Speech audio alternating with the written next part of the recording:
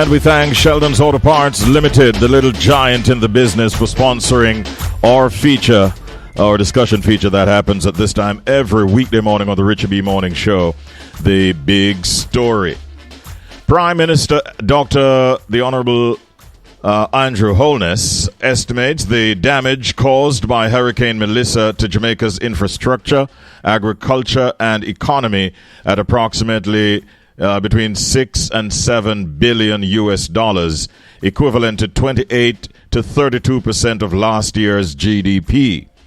This devastation is expected to result in an 8 to 13% decline in GDP, prompting the government to consider suspending fiscal rules and anticipating a rise in the debt to GDP ratio.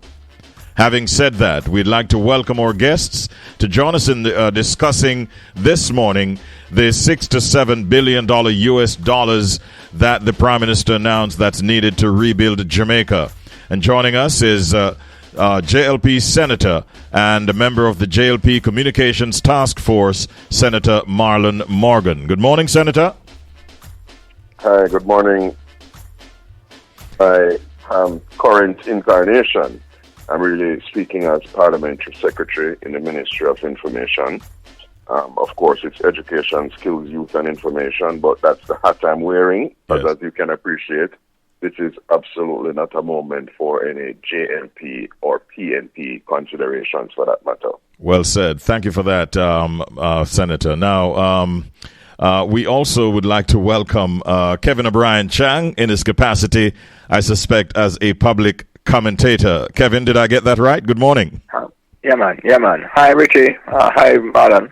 Morning, Kevin. All right. Welcome, gentlemen. Good to have you both. Marlon, you heard the Prime Minister. Did it surprise you that the estimate that he gave was somewhere in the region of 6 to 7 billion US dollars to rebuild this country?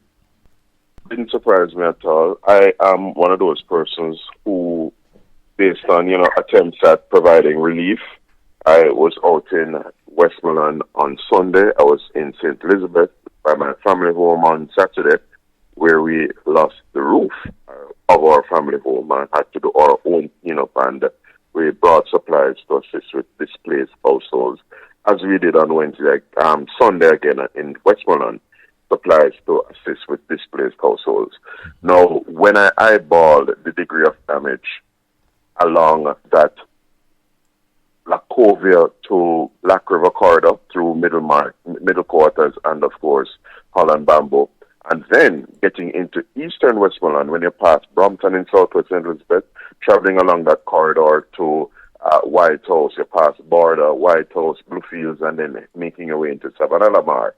Just the degree of damage, you get a clear sense that there's no sector in the society that have been left unscathed, and so construction, agriculture, fishing, the fishing sector, the farming sector generally, the tourism sector has taken a hit. Many of the properties, based on tourism arrivals, going south, have taken a hit. And so to the extent that the very elements that make up your gross domestic product in the country, your GDP, have been displaced and have taken a considerable hit. Even retail and the distributive trade, you get the clear sense as to the potential magnitude of this thing. And as such, the estimated losses are in the order, estimated to be in the order of 6 to 7 billion United States dollars, with one data analytics firm, Verisk, indicating that the insured losses may be in the order of 2.2 to 4.2 billion United States dollars. Kevin, let me bring you in. Are you in agreement with that estimate? And what impact do you believe this will have on the economic stability and growth prospects for our country? Well, if I'm at the quibble with Marlon, he has far more up-to-date information than me and detailed. I'm on the outside, he's on the inside. From just looking at the big picture, it looks like we're pretty much back where we were with Hurricane Gilbert, which cost about 26% of the GDP then. And it looks like we're in, similar ballpark. It's one of the realities of being a country that lives on the hurricane area, We have, ever since Jamaica came out of the sea, we have been prey to regular hits by hurricanes. I mean, we have the wonderful weather, the beaches, the positive stuff, but the negative aspect is we are in the hurricane belt. And in fact, I saw an article the other day. You presume these articles are correct, but the internet, who can say? But it was on an insurance website talking about the insurance Jamaica had that neither Clark put in place. And it said that we are the third highest risk country in the world for external shocks. So it is just part of the Jamaican reality. And every once in a while, we're going to get hit by hurricanes like this. And this was the strongest one ever to hit us. Look at the mass. In 51, the three big hurricanes that we've had the last, say, 100 years. Charlie in 51, Gilbert in 88, 37 years between them. And now 37 years later, we have Melissa. So it's one of those realities which we have always had to live with. And, of course, the rebuilding phase is always going to be very rough. And as I said, similar situation to Gilbert. The only thing we can say is if this hurricane had gone through Kingston, as all the earlier predictions were doing, the damage would be probably 10 times as bad.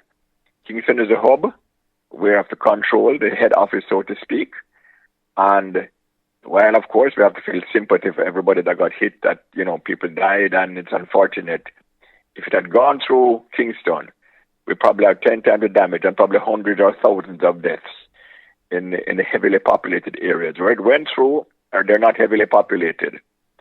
And it doesn't stop people feeling the suffering, but at least the loss of life is far less than what it could have been.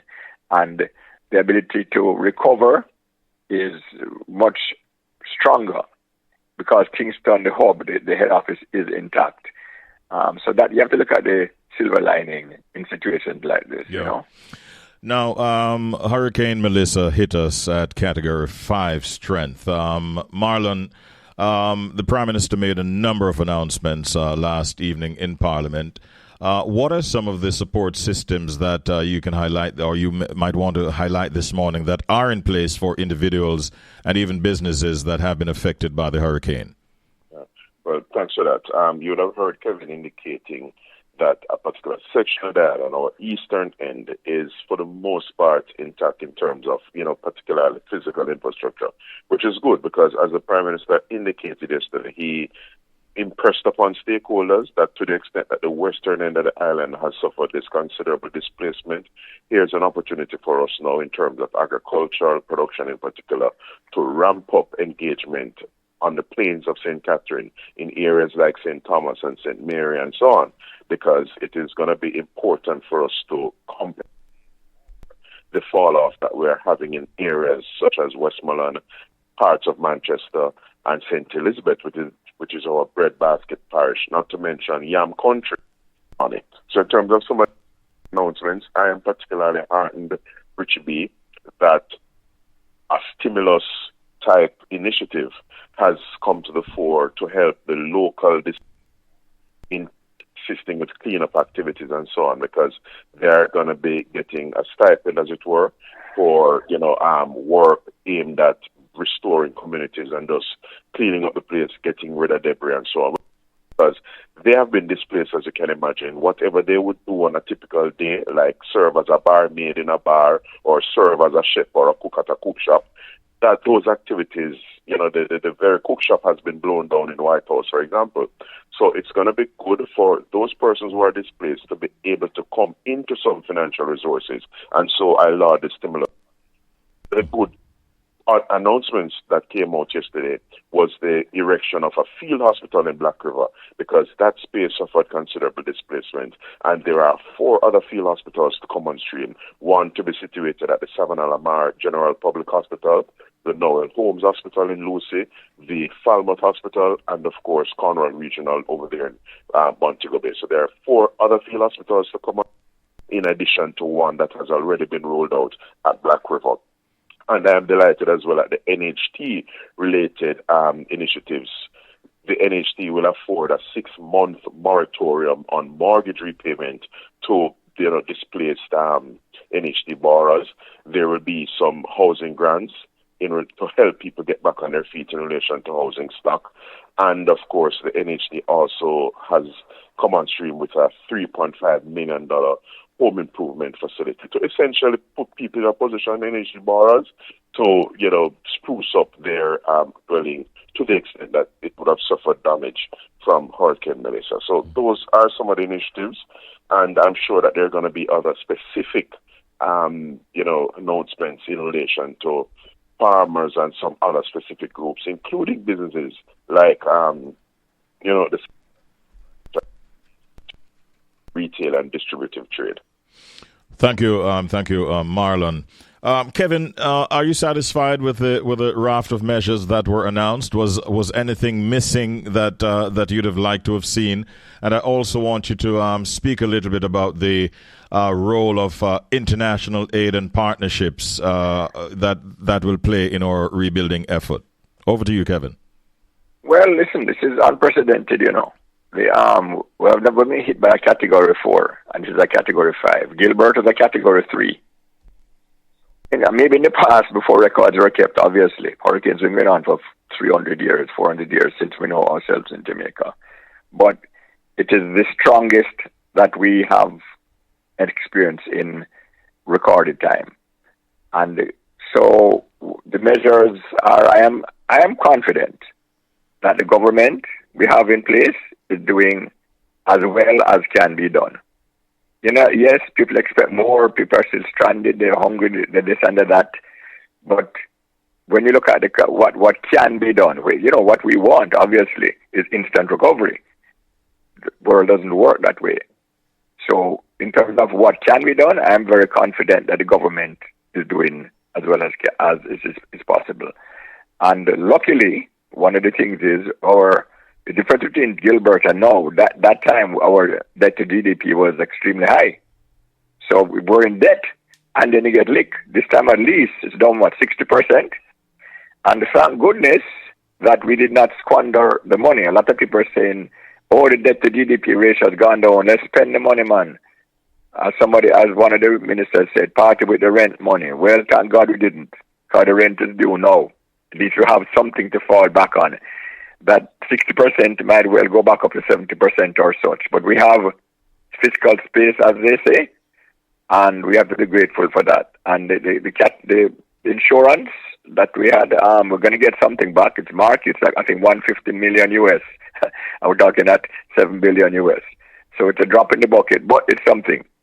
And I think our foreign relations, I think Jamaica, as a small little country, has followed the intelligent path.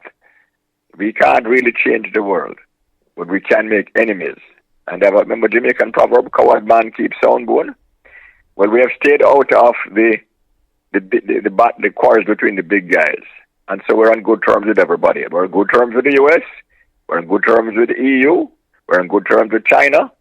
So aid-wise, I think we will do as well as any country in our situation can do. We have had, friends with everybody. And Jamaica also has this international reputation. Even before the hurricane came, everybody was talking about Jamaica. The worst case scenarios did not happen, but a bad case scenario still did happen. And so we need the help, and I think because of the government's smart way of friending up everybody, we will get as much aid as we can get, and we have the fiscal space. So while you can't stop hurricanes coming, at least you can be prepared. And I think Jamaica in this 2025 was as well prepared as was possible. I don't think it would have been humanly possible to be better prepared for a disaster when you consider where the fiscal was very tight on the fiscal and also the international relations. The government now, their job is to organize things properly. And as I said, I believe we have a very competent government. I think they need to tell people more of the specific things that are being done, like what Marlon is saying, the field hospitals and NHT. Because you hear a lot of, with the internet, the difference between now and Gilbert is the internet, social media. Back then, the communications were very minimal. Now we have lots of communication, but unfortunately some of it is false. Look at the garbage being spouted. So Andrew has created a hurricane. Or this garbage by Dr. Dawes that in Haiti the aid workers brought in the cholera. Must watch out for that. The cholera was brought in by soldiers from Nepal. We're not getting anything like that. But the fear-mongering and the irresponsible statements are very sad when we need a united country. Imagine you getting aid from people and you start telling about the Grand cholera. What kind of nonsense is that? People must be responsible in their statements, and while we can't help the fake news on social media, from officials, elected officials, we expect responsible statements. Absolutely. We are encouraged by the support that we have been getting. I mean, it's just a matter of a few days since the website supportjamaica.gov.jm was launched, and I think we're past $1 million equivalent collected so far in terms of support from individuals and companies and so on worldwide, and that is very encouraging. Marlon, I wanted to ask you to give me a comment on the whole matter of the plan to possibly suspend the fiscal rules and what effect might that have on Jamaica's budget and financial planning? So early in the interview, I gave you a sense as to the magnitude of the fallout. Yes. It is estimated this adverse impact that we have suffered will be in the order of 30% of our GDP. And what that means is that we have to seek to inject more fiscal space and not pay down the debt or keep a 60% of debt to GDP ratio as we had initially contemplated and programmed insofar as the fiscal rules, right? So what that means is that we're going to have to vary the fiscal rules, suspend them as it were, to facilitate more fiscal space to do much of the heavy lifting that will have to be done to recover as a country and put the livelihood of our people back on track, which will include support vis-a-vis housing stock. It will include support to our farmers and several other stakeholder grouping, including business operators as well, because they have lost the means of their sustenance and providing for their family. And in keeping with what Kevin touched on earlier, we are in a better place now because Jamaica has invested over these past 10 years or so in what we call fiscal resilience. In other words, you remember back in the day, you'll be told by your folk to put away something for rainy day. Yes. We have been doing that as a country and see rainy day come. And as such, we're in a better position to the extent that we have, albeit a drop in the bucket in the grand scheme of things, but it is better to have had that little piggy bank where you have something set aside for rainy day than to have had nothing at all. And we are also picking ourselves up by the bootstraps by undertaking these series of I Love Jamaica concerts, telethons, which will be aimed at just, galvanizing support and facilitating donations for Jamaica's recovery efforts. So all of these initiatives taken together are welcomed, in addition to the National Cleanup Day, which is just a day for mass mobilization across the country in just removing debris, getting them, sorted out, and just cleaning up the place as we set the stage for our bounce back as a country. All right, gentlemen. Marlon, to the words out of my mouth. We stay for the rainy day, and the rainy day is here. Yes, it is indeed. Well, that is what happens when you have effective planning. It eases the burden on the nation. And I hope it's a lesson we learn, that this time, next time we start getting good and people start to spend the money. I hope people remember that we did not squander the money, and going forward, Jamaica will learn from this. Most definitely. Kevin O'Brien, Chang, and Marlon Morgan, thank you both for your time and your thoughts this morning. Have yourselves a good day. All the best, Richard B. All the best, Kevin. All right.